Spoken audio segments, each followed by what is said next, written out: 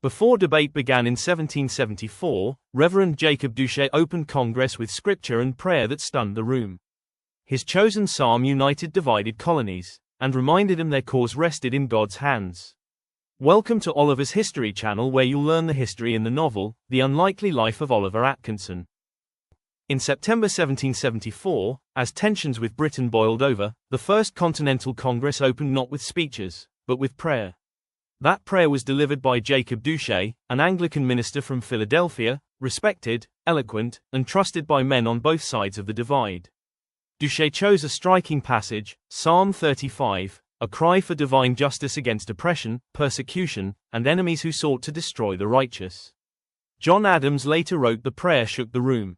Delegates stood shoulder to shoulder, some openly weeping, momentarily united beyond politics. Though not a delegate, Duché served as moral authority, his prayer helping legitimize the Congress as righteous, lawful, and guided by God. Yet as war approached, Duché's courage faltered. He urged reconciliation, and later secretly advised George Washington to surrender to the crown.